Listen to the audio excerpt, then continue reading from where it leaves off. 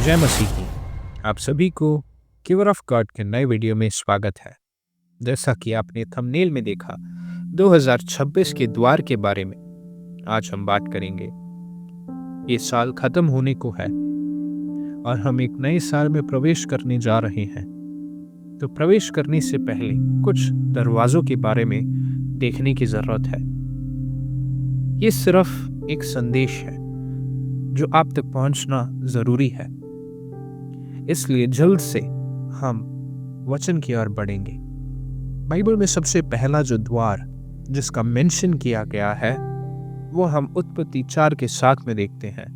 यदि तू भला करे तो क्या तेरी भेंट ग्रहण ना की जाएगी, और यदि तू भला ना करे तो पाप द्वार पर छिपा रहता है और उसकी लालसा तेरी ओर होगी और तू उस पर प्रभुता करेगा। कैन के जीवन में परमेश्वर कहते हैं कि पाप द्वार के पीछे छिपा हुआ है। आमीन। आज हमारे जीवन के कई द्वारों के पीछे पाप छुपा हुआ है। हमें निगलने के लिए, हमारे जीवन के रास्ते को खराब करने के लिए, बिगाड़ने के लिए पाप छुप के बैठा है। आज हमें ऐसे द्वार से बचने की जरूरत है। लेकिन कैन के समय में द्वार का कोई कॉन्सेप्ट ही नहीं था। आदम और हव्वा को परमेश्वर ने एदन की वाटिका में रखा, वहां कोई द्वार नहीं था। लेकिन जैसे ही आदम और हव्वा के जीवन में पाप आया, परमेश्वर ने उन्हें वाटिका से बाहर निकालकर एक स्वर्गदूत को वहां पर खड़ा कर दिया कि गलती से ये लोग उस एदन की वाटिका में ना जा सके। ऐसे में एक दरवाजे का कॉन्सेप्ट आता है। दरवाजा है क्या?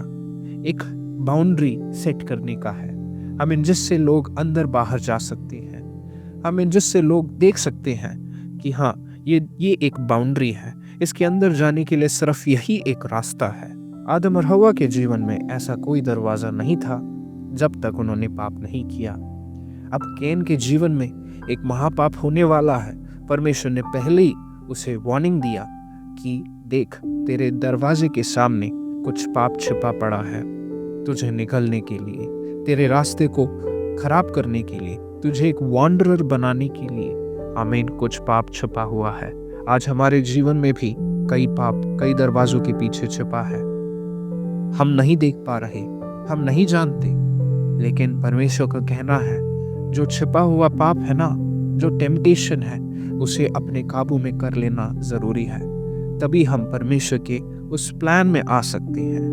उत्पत्ति में अगर एक ऐसा द्वार के बारे में लिखा है, प्रकाशित वाक्य में 3 के 20 में हम देखते हैं, यीशु मसीह कहते हैं, देख, मैं द्वार पर खड़ा हुआ खटखटाता हूँ। यदि कोई मेरा शब्द सुनकर द्वार खोलेगा तो मैं उसके पास भीतर आकर उसके साथ भोजन करूंगा और वह मेरे साथ। यानी कि एक फेलोशिप के लिए आज हमारे हृदय के दरवाजे के पीछे परमेश्वर खटखटा रहा है कि हम खोल दे और परमेश्वर हमारे जीवन में आ सके। पिछले दिनों में आप सब ने क्रिसमस मनाया होगा। परमेश्वर का जन्मदिन बोलकर कई लोगों ने मनाया है, लेकिन वास्तव में प्रश्न ये होना चाहिए, आपके जीवन में कब यीशु मसीह का जन्म हुआ? आपने क्या अपने हृदय के द्वार को खोला यीशु मसीह को अंदर आने के लिए? यीशु मसीह के जन्म के समय सब ने अपना दरवाजा बंद किया, किसी ने भी मरियम को जगह नहीं दी। आखिर में मरियम के लिए एक चरनी, बेथलेहम की एक चरनी ही शरण आई। वहां पर यीशु मसीह का जन्म हुआ। वो एक चरनी है, उस चरनी में पशु है। पशु के साथ साथ हम समझ सकते हैं वहां की क्या गंदगी हो सकती है। इतनी गंदगी के बीच में राजाओं का राजा का जन्म हुआ। क्यों? क्योंकि किसी ने दरवाजा नहीं खोला।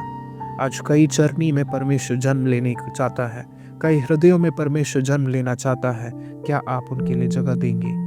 आमीन। चरनी हो सकती है, आमीन, वो गंदा हो सकता है, लेकिन अगर यीशु मसीह का जन्म हुआ, अगर चरनी में जन्म हुआ, स्वर्गदूत उसके चारों ओर होंगे। चरवाहे इस राजा के राजा को देखने के लिए उस चरनी तक आएंगे। आमीन। जहाँ यीशु है वहाँ पर लोग इकट्ठा होते हैं। आपके जीवन में भी जब आप यीशु मसीह को जन्म लेने के लिए अपने हृदय के द्वार खोलते हैं, आपके हृदय को देखने के लिए, आपको देखने के लिए, आपसे बात करने के लिए, उतने दिन तक चरनी को देखकर लोग जो मुंह बनाते थे, वो अब वो आपको देखने के लिए आपके पास आएंगे। बेथलेहेम में यीशु मसीह का जन्म हुआ। हेरोद राजा वहां पर डरता है। क्यों?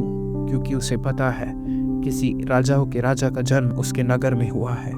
आमीन। आज हमारे जीवन में जब यीशु मसीह का जन्म होता है, कई एनिमीज, कई दुष्ट आत्माएं, कई दुष्ट शक्ति आमीन डरने लगते हैं। आमीन। क्योंकि हमारे जीवन में यीशु मसीह का जन्म हुआ है। आज हमारे हृदय के द्वार को खोलने की जरूरत है। आमीन। दूसरा हम देख सकते हैं आमीन द डोर ऑफ प्रोविजन। दूसरे राजा 4 से लेकर 5 के बीच में हम देखते हैं, फिर तू अपने बेटों समेत अपने घर में जा और द्वार बंद करके उन सब बर्तनों में तेल उंडेल देना और जो भर जाए उन्हें अलग रखना। तब वह उसके पास से चली गई और अपने बेटों समेत अपने घर जाकर द्वार बंद किया। तब वे तो उसके पास बर्तन लाते गए और वे उंडेलती गई। ये स्त्री एलिशा के पास आती है और कहती है कि तुम्हारे दास ने काफी कर्ज ले रखा था और अब कर्जदार आ चुके हैं। और वो कर्जदार क्या चाहते हैं? उसके बच्चों को ले जाने के लिए तैयार है। आमीन। ये स्त्री का अवस्था हम जान सकते हैं। वो अपने घर में बैठी बंद दरवाजे के अंदर बैठी होगी। दरवाजों में कोई भी खटखटाए उसे डर लगता है। ये आखिरी मोमेंट हो सकता है। हमें बच्चों को ले जाने के लिए कर्जदार आ चुके हैं, ऐसा एक डर उसके मन में होता है। वो हमेशा अपने बच्चों को पकड़कर उस दरवाजे की ओर देखकर बैठी होगी। आमीन। उसे दरवाजे से डर लगने लगता होगा। लेकिन एलिशा क्या कहता है कि तुम वापस अपने घर जाओ। आमीन। अपने दरवाजों को बंद करो। उसके अंदर परमेश्वर का प्रावधान है। उसके अंदर परमेश्वर ने उसे मिरेकल करके दिखाया। आमीन। एलिशा कह सकता था कि नहीं, तुम बर्तन वगैरह मेरे पास लाओ, उसमें तेल डालकर दिखाओ, तब वहाँ पर आशीष होगा। लेकिन नहीं, एलिशा ने उस जगह को नहीं चुना। अपने पास उसको मिरेकल करके नहीं दिखाया, बल्कि उसे कहा कि अपने घर जाओ। अपने घर के दरवाजों को बंद करते हुए, उसके अंदर बंद होते हुए, आमीन, वहाँ पर मैं आशीष देने वाला हूँ। आज हमारे जीवन में हम कई चीज़ों को देखकर डर के मारे बैठे हैं। आमीन। हमें नहीं मालूम कि इसके बाद क्या है। कोई भी हलचल हमें डराती है, लेकिन परमेश्वर का कहना है उस बंद दरवाजे के पीछे ही मेरा चमत्कार रहेगा। उस बंद दरवाजे के पीछे ही मैं अपना प्रावधान दिखाऊंगा। आमीन। आज हमारे जीवन के कुछ बंद दरवाजों के पीछे कुछ चमत्कार हो रहा है। वैसे ही हम एलिशा के जीवन के दूसरे एक अद्भुत कार्य के बारे में देखते हैं, जहाँ पर एक स्त्री के बच्चे को मरा हुआ अवस्था में पड़ा हुआ है। आमीन। वो स्त्री एलिशा को ढूंढते हुए काफी दूर तक जाती है, एलिशा को अपने घर तक ले आती है। उसके बाद क्या देखती है? इतना मेहनत करने के बाद एलिशा उसके मुंह के सामने दरवाजे को बंद करता है, सिर्फ अकेले उस बच्चे के साथ आमीन उस कमरे में जाता है। क्यों? क्योंकि परमेश्वर को उसके जीवन में कुछ मकसद है।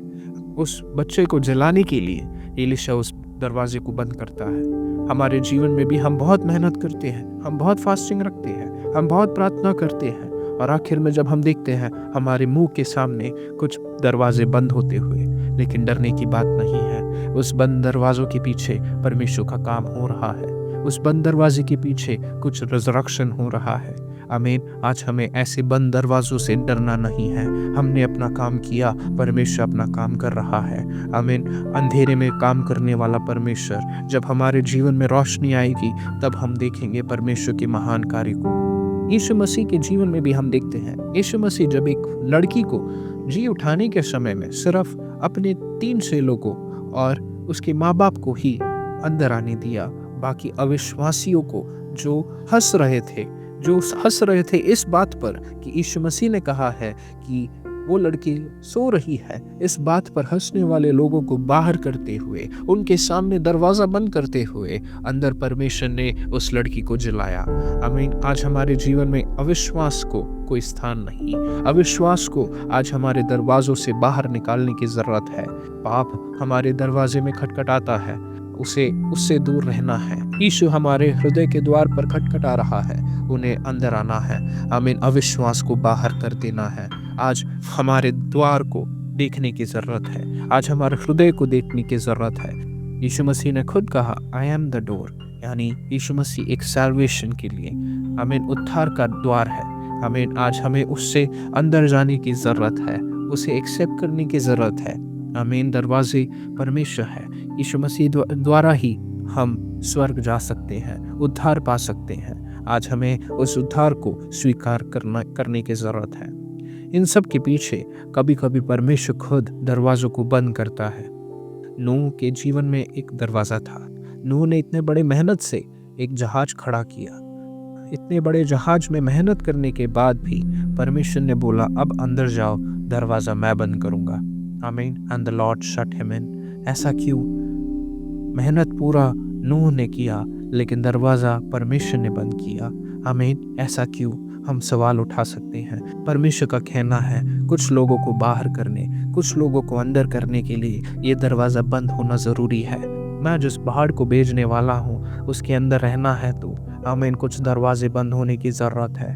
दरवाजे में कुछ होल्स हो सकते हैं, कुछ गैप हो सकता है जहाँ से पानी आ सकता है। कुछ लहर आते ही अगर उस दरवाजे से अंदर आए, पानी अंदर आए, आमीन, तो नूह के लिए परेशानी हो सकती है। इसलिए परमेश्वर ने उसे बंद किया। जब परमेश्वर कुछ बंद करता है छोटा सा गैप नहीं छोड़ता। जब परमेश्वर कुछ बंद करता है उसे कोई खोल नहीं सकता। अगर कुछ खोला हुआ दरवाज़ा है वो बंद नहीं किया जा सकता। दाऊद का कुंजी परमेश्वर के हाथ में है। हमें आज हमारे जीवन में कुछ दरवाजे इसलिए बंद होते हैं ताकि कुछ अलग हो सके, ताकि हम चुने हुए हैं इससे दिखाने के लिए कुछ दरवाजे बंद होते हैं। आमीन। आज परमेश्वर हमें भी ऐसे ही बंद करता है। हम कई बार ऐसे बंद दरवाज़ों के पीछे रोते रहते हैं, हम डिप्रेस हो जाते हैं। आमीन। लेकिन आज आपके लिए खुशखबरी है, हर बंद दरवाजे के पीछे आमीन एक विंडो है, एक खिड़की है। आमीन। नूह के जीवन में उसने समय आने पर एक खिड़की खोलकर आमीन बाहर चिड़ियों को भेजा। किस लिए? खिड़की क्या है? खिड़की वो है, एक आशा का द्वार है। खिड़की हम इसलिए खोलते हैं ताकि ये देख सके कि बाहर क्या चल रहा है। बाहर बारिश हो रही है, बाहर धूप है, बाहर का क्या मौसम है, ये सब देखने के लिए हम खिड़की खोलते हैं। लेकिन खिड़की खोलने का ये भी एक मकसद है, क्योंकि हमें पता है कि बाहर एक जिंदगी है। इस कमरे के बाहर कुछ है, इस कमरे के बाहर हम कभी जाएंगे। आमीन। ऐसा एक उम्मीद इस खिड़की के पीछे है। आमीन। तो आज जब नूह ने खिड़की खोलकर बाहर चिड़ियों को भेजा इस उम्मीद में कि बाहर की जिंदगी को देख सके, बाहर परमेश्वर निकालेगा, ऐसा एक आशा उसके जीवन में था। आज हमारे जीवन में एक होप होना है, हमें इसके लिए हमें विंडो खोलने की ज़रूरत है। हमें शायद यीशु मसीह ने, शायद परमेश्वर ने आपके जीवन में कुछ दरवाजे बंद किए हो, लेकिन खिड़की खोलना आपकी जिम्मेदारी है। आज कई लोग बंद दरवाजे के पीछे बैठे रो रहे हैं, उन्हें नहीं मालूम क्या करना है, लेकिन उनसे परमेश्वर का संदेश यही है, अपनी खिड़कियों को खोलो, थोड़ा आशा रखो। आमीन। दानियल के जीवन में हम देखते हैं, दानियल के जीवन में हर एक द्वार बंद थे। उसने देखा कि इस्राएल का जो भविष्यवाणी है उसमें अभी तक छुटकारा मिल जाना चाहिए। आमीन। परमेश्वर से वो प्रार्थना करने लगा। उसने प्रार्थना कैसे किया? कुछ खिड़कियां खोलकर, यरूशलेम की ओर दिखने वाला वो खिड़कियां खोलकर उसने प्रार्थना करना शुरू किया। उसने प्रार्थना इसलिए किया क्योंकि उसे मालूम है परमेश्वर इसका उत्तर देने के लिए आने वाला है। आमीन। इस भविष्यवाणी का उत्तर देने के लिए आने वाला है। आमीन। आज हमारे जीवन में कुछ खिड़कियां खोलने की ज़रूरत है, थोड़ा आशा रखने की ज़रूरत है। 2026 के द्वार खुलने वाला है, 2025 बंद होने वाला है। हमें ये द्वार पर जाते समय आप एक बात याद, आने वाले समय में शायद आपके द्वार में कई लोग आए, कई पाप आए, पाप आकर आपको टेम्प्ट करने की कोशिश करे।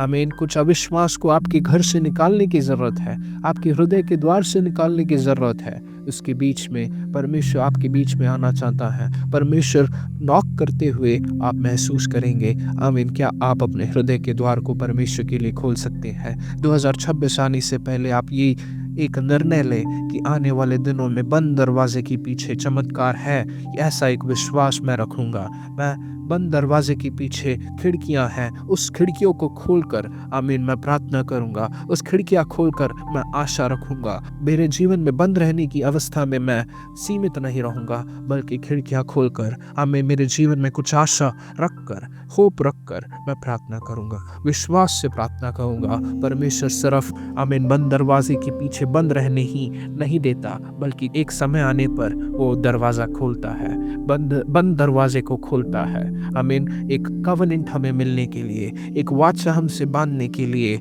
एक आशीष हमारे जीवन में आने के लिए परमेश्वर हमारे जीवन में कुछ बंद दरवाज़ों को खोलता है। आमीन। आज हमारे जीवन में परमेश्वर इंतज़ार कर रहा है।